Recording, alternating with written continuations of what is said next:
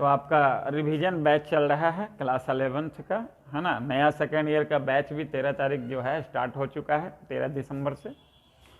थोड़ा स्पीड में चलेंगे, आप लोग थोड़ा देखिएगा, है ना। जहाँ दिक्कत रहेगा पूछने का कोशिश कीजिएगा। डेली आपका क्लास, लाइव क्लास शाम में चल रहा है 6:30 बजे से। क्लियर है? तो मेरा ये कहना, बिना लेट किए हम स्टार्ट कर रहे हैं। क्लियर?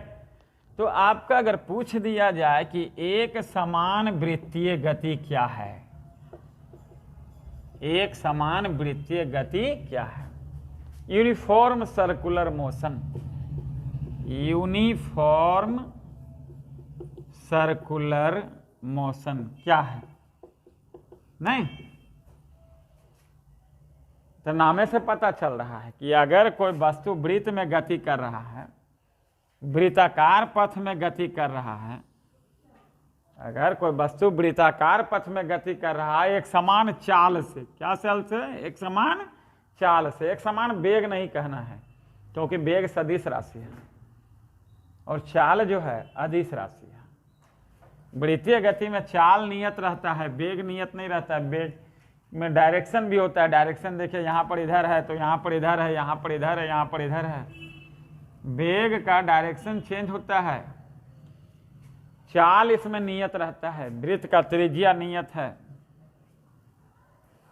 अगर वस्तु वृत्तीय गति में, वृत्ताकार पथ में एक समान वेग से नहीं, एक समान चाल से, एक समान स्पीड से, यूनिफॉर्म स्पीड से अगर मूव कर रहा है इनसाइड ए सर्कुलर पाथ, तो इस तरह के गति को हम लोग कहेंगे एक समान वृत्तीय गति।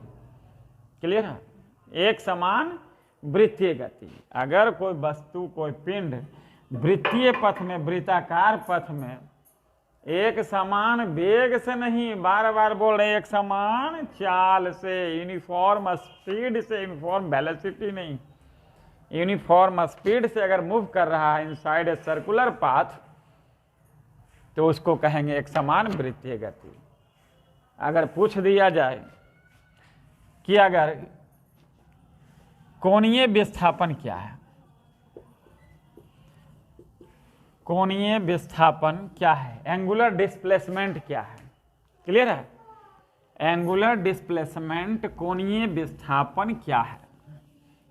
तो कोणीय विस्थापन क्या है कि अगर वस्तु वृत्त में गति कर रहा है, वृत्ताकार पथ में गति कर रहा है, इसका त्रिज्या ये था, और यहां से चलना ये शुरू किया, चलते चलते चलते चलते किसी क्षण मान लीजिए कि यहां तक पहुंच गया, यहां से चलना शुरू किया और चलते चलते यहां तक ही पहुंच गया, तो सेंटर पे देखिए इतना डिग्री का एंगल बना रहा है, कोण बना रहा है।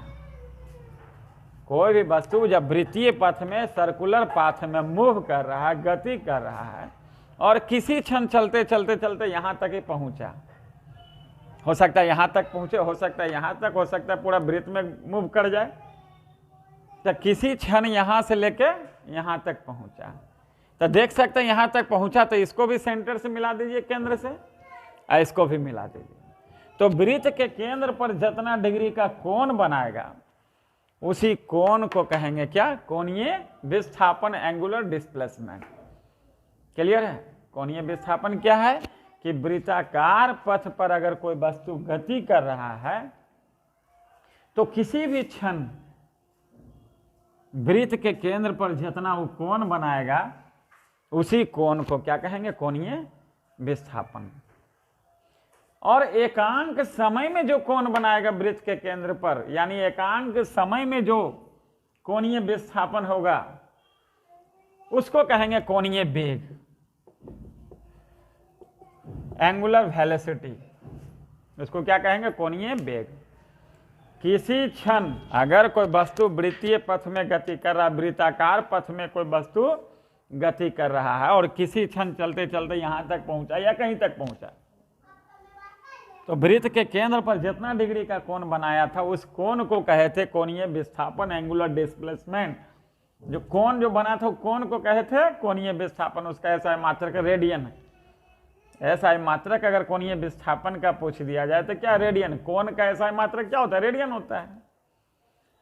कोण का SI मात्रक रेडियन है, तो कोणीय विस्थापन का भी SI मात्रक पूछेगा तो क्या है, रेडियन है। और अगर पूछ दिया जाए कोणीय वेग क्या है, एंगुलर वेलोसिटी क्या है, तो किसी क्षण जो कोण बनाया था वो कोण को कहे थे कोणीय विस्थापन। एकांक समय में 1 सेकेंड में जो कोण बनाएगा वृत्त के केंद्र पर, यानी एकांक समय में जो कोणीय विस्थापन होगा उसको कहेंगे कोणीय वेग कहेंगे। यानी कोणीय वेग बराबर आप लिख सकते हैं कोणीय विस्थापन बटे समय, कोणीय विस्थापन बटे समय, इसको ओमेगा से सूचित करते हैं। कोणीय वेग को हम लोग ओमेगा से सूचित करते हैं। कोणीय विस्थापन कौन था और समय हो गया, यानी ओमेगा बराबर थीटा बटे टी हो गया, यानी कोणीय विस्थापन बटे समय। अभी तुरंत ने बताए थे कि एकांक समय में जो कोणीय विस्थापन होगा, जो कोण बनाएगा, एकांक समय में जो वृत्त के केंद्र पर कोण बनाएगा उस कोण को कहे थे कोणीय वेग, एंगुलर वेलोसिटी, ओमेगा बराबर थीटा बाय टी। क्लियर है, ओमेगा बराबर थीटा बाय टी। मान लेते हैं कि एक पूरा चक्र में पूछा। अच्छा, एक चीज और जान लीजिए, आवर्त काल, टाइम पीरियड, नामे से पता चल रहा है आवर्त का काल, यानी एक चक्कर यहां से लेकर यहां तक पूरा चक्कर लगाने में जो समय लगता है उस समय को कहेंगे क्या, आवर्त काल कहते हैं। यहां से चलना शुरू किया था और चलते चलते चलते चलते यहां तक एक चक्कर को पूरा वो कर लिया, तो एक चक्कर पूरा करने में जो समय लगता है उस समय को क्या कहेंगे, आवर्त काल, डिनोटेड बाय कैपिटल टी।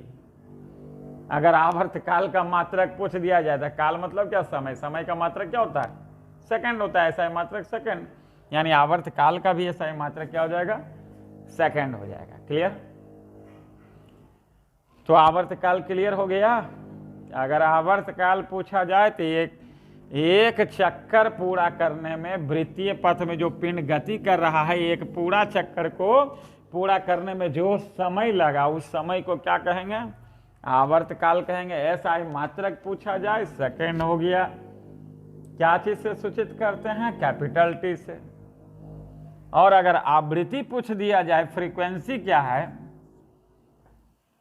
अभी जस्ट बताए थे, एक सेकेंड में जो चक्कर लगाएगा, एक सेकेंड में लगाए गए चक्करों की संख्या को, पूर्ण चक्करों की संख्या को, एक सेकेंड में जितना चक्कर लगा ले, जितना बारी पूरा घूम जाए, एक सेकेंड में लगाए गए पूर्ण चक्करों की संख्या को क्या कहेंगे, आवृत्ति कहते हैं। आवर्त काल का देखे थे ना, एक चक्कर में जो समय लगा था उस समय को कहे थे आवृत्ति, आवर्त काल। एक सेकेंड में जितना चक्कर लगा ले उस चक्कर के संख्या को कहेंगे क्या, आवृत्ति। दोनों एक दूसरे को उल्टा, एक चक्कर में जो समय लगेगा समय को कहेंगे आवर्त काल, एक सेकेंड में जो चक्कर लगाएगा उस चक्कर के संख्या को कहेंगे आवृत्ति। यानी आवृत्ति बराबर 1 बटे आवर्त काल, आवृत्ति बराबर जो हो जाएगा 1 बटे आवर्त काल। यानी आवृत्ति का दूसरा परिभाषा भी लिख सकते हैं कि आवर्त काल के व्युत्क्रम को क्या कहेंगे, आवृत्ति कहेंगे। आवर्त काल के व्युत्क्रम को आवृत्ति कहते हैं। Frequency is the reciprocal of time period, frequency is the reciprocal of क्या होगा, टाइम पीरियड। आवर्त काल के व्युत्क्रम को आवृत्ति कहते हैं। क्लियर, इसको n से भी सूचित करते हैं, आवृत्ति को n से भी सूचित करते हैं, f से भी सूचित करते हैं, या इसको न्यू से भी सूचित करते हैं। क्लियर, इसको n से भी सूचित करते हैं, f से भी सूचित करते हैं, या न्यू से भी सूचित करते हैं आवृत्ति को। यानी कि n is equal to 1/t। Frequency को n से भी सूचित करते हैं, स्मॉल n, कैपिटल N नहीं देना है, n, f या न्यू।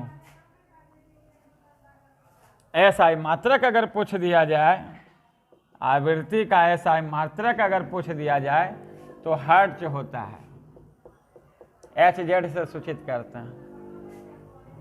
आवृत्ति का SI मात्रक क्या होगा, हर्ट्ज होगा। क्लियर है? कहीं कोई दिक्कत? कितना देर हुआ? क्लियर है? आवृत्ति भी हो गया आपका, आवर्तकाल भी हो गया, कोणीय विस्थापन भी क्लियर है, कोणीय वेग भी क्लियर है, कहीं कोई दिक्कत? ये सब क्वेश्चन बहुत इंपॉर्टेंट है, आपका हमेशा पूछा जाता है ना, जो कि जनरल कोई भी पूछ सकता है, और आप इसको बढ़िया से देखा कीजिए।